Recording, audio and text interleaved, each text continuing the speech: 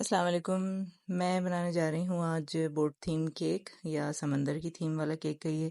अच्छा, ये मैंने 7 इंचेस के पैन में बेक कर लिया है। इसको वाइट चॉकलेट गनाश से क्रम कोट करके और फिर वाइट चॉकलेट गनाश में मिल्की इसका लाइट ब्लू कलर मिला लिया है और उसी से फिर मैं इसकी फ़ाइनल कोटिंग कर रही हूँ।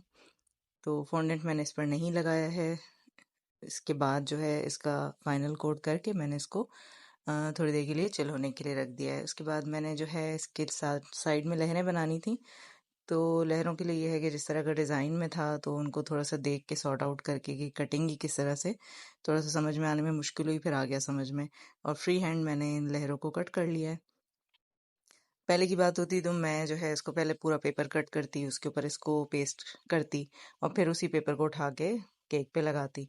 लेकिन अब जो है वो हो जाता है, इस तरह भी हो जाता है। हालांकि मुश्किल हो रही थी इसको लगाने में क्योंकि ये टूट रहा था, लेकिन बहरहाल वो अगर मैं इसको उतार लेती और फिर से करती तो वो एक लंबा काम हो जाता है। तो इस थोड़ी मुश्किल हुआ है इसको लगाने में, लेकिन हो गया। ये लहरें लगा ली हैं आहिस्ता आहिस्ता से करके, और जितना भी टूट रहा था, जहाँ से भी टूट रहा था, आहिस्ता आहिस्ता करके उसको पेस्ट कर लिया है। फिर ये थर्मोकोल बॉल ली है, इसके ऊपर जो है वाइट फॉन्डेंट लगाया है। डिज़ाइन के हिसाब से जो जो रिक्वायरमेंट थी, रेड और ऑरेंज फॉन्डेंट, वो पेस्ट कर लिया। इसकी एक बॉल बना ली है। इसके बाद इसको जो है मुझे बीच में लगाना है स्टिक के साथ। ओके, जैसे जैसे डिज़ाइन है उसको बस उसी तरह से फॉलो करती जा रही हूँ। बहुत सारी चीज़ों का पता भी नहीं होता कि ये है क्या, आखिर रखी हुई क्या है, लेकिन उनको देख के जितना भी समझ में आता है वो उसी हिसाब से उसको मैंने कर दिया है।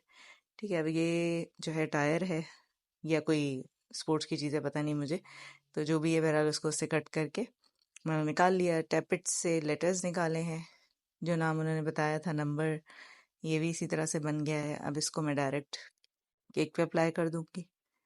जैसे जैसे डिज़ाइन है उसको उसी तरह से फॉलो कर रही हूँ।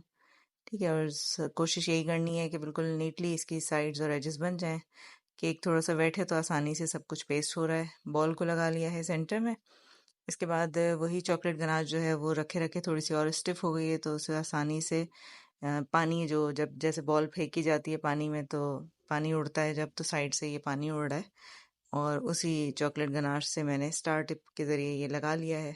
तो ये इफ़ेक्ट आ गया जिस तरह से डिज़ाइन में मेरे पास था, तो मुझे बनाना था।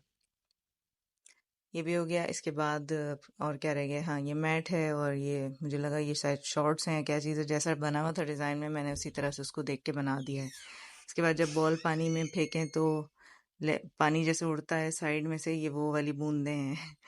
तो जैसा डिज़ाइन में था मैंने उसी तरह से इसको कट करके थोड़ा सा स्टिफ करके फॉन्डेंट को डायरेक्ट अपने उसमें गनाश में लगा दिया है। वो सॉफ्ट थी तो आसानी से ये इसमें स्टिक भी कर गई। फिर जो बूंदें उड़ रही थी, हवा में थी, उनको लीफ कटर से कट करके वायर के साथ पेस्ट करके वो भी अटैच हो गई हैं।